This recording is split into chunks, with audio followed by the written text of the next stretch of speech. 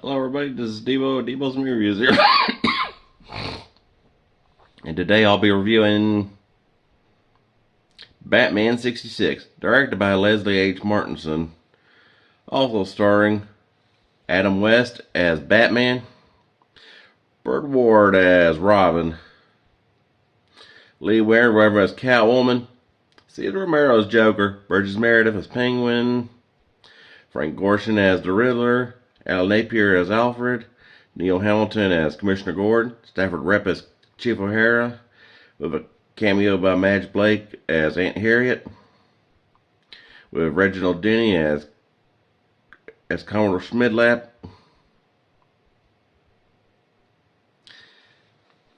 I gotta say, out of the very first Batman movie, I gotta say it's probably one of the most iconic movies of the '60s. I mean,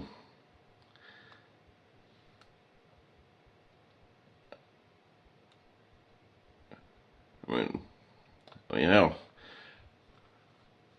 that was one of the ones I watched in various forms, with TV. And a fun story from when I was a kid, where my brother bought a VHS of it from the pawn shop, only to watch it once, and the damn tape get ate after wanting to watch it again, trying to rewind. And I'm just like,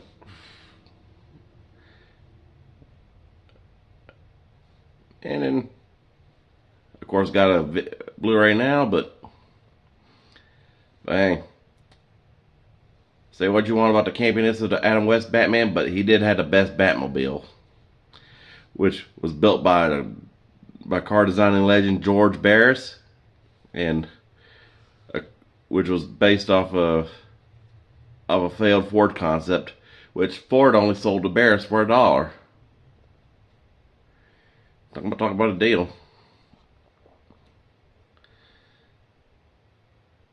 And kind of would say the one flaw is how they didn't have the Jan and Dean Meet Batman songs in the movie.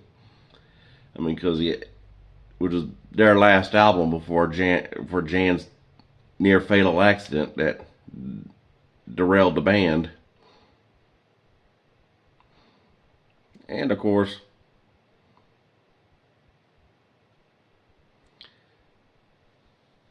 we've talked about the whole storyline of how Commodore Schmidlap's invention gets stolen by water dehydrating guns, which of course the Gotham's Underworld jacks for it, and then of course they go to the UN and dehydrate all the representatives of the world during very important peace talks, which of course leaves Batman and Robin to save the day. And the whole storyline from how after that, and the whole scenario with a disappearing boat, which led to the whole infamous shark scene. I mean, it's kind of like the stuff we loved about the West Batman is ironically the same stuff we hated about George Clooney's version. Because yeah, like the Bat card from that movie, man, I would say I was like surprised West didn't do that out of his playbook. Because like he said on Family Guy, nobody messes with Adam Wee. And in my opinion, Adam West is about in my top 4 Batmen. Kind of like the OG Keaton, who brought it to a new definition. Bale for making it dark and gritty.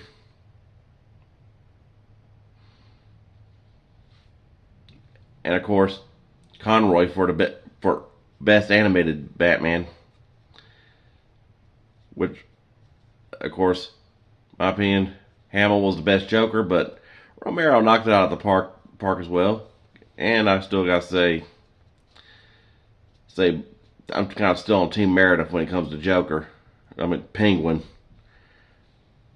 Why I said Joker for. And Gorshin was an excellent Riddler. And whereas Lee Meriwether, who took it was only in the movie version of Catwoman, because Julie Newmar was originally slated to do it, but she had prior commitments, which is why she didn't appear. And yeah, I got to say for back in the day, Lee Meriwether was the best looking Catwoman. And got to admit the whole deal of the chemistry between Neil Hamilton's Gordon and Stafford Rep's Chief O'Hara, which you say is the West timeline equivalent to Harvey Bullock.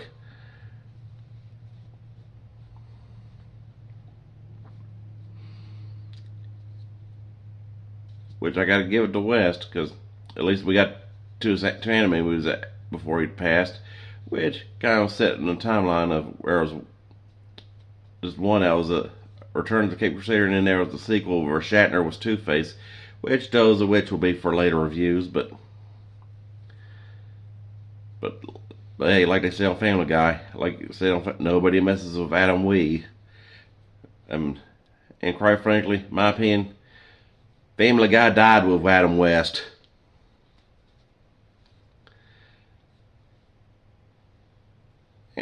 But overall, I guess I do say give it to the Batman 66 movie for at least featuring different variations of Bat vehicles.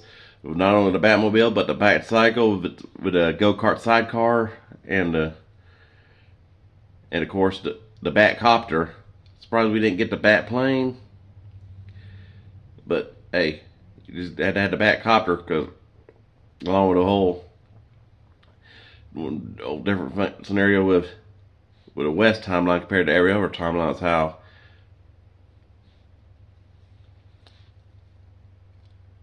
Batman stayed Batman at night, where by day he's Bruce Wayne, while Dick Grayson is in school in this timeline, which of course they made him young so he doesn't have a license, and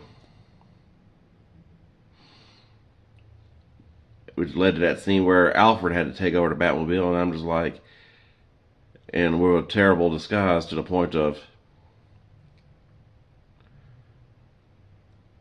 well, I'm surprised he didn't just get some random passerby who spotted Alfred, and was just like, what the hell going on here? And well, of course, which would have led to outing of Bruce Wayne being out, the links of 1 and 2, despite all the fail-safes like the knockout gas, which they did for the fake Schmidt lab, which was Penguin. And then a whole badass fight. And Lee Meriwether going from Catwoman to Kitka, which surprisingly they didn't pick up on that pun, but we fans knew better. And oof. And even giveaway for her wearing a Peg Bundy animal print collection.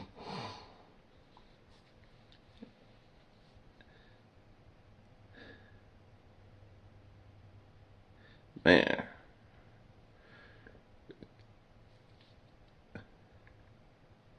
And even the whole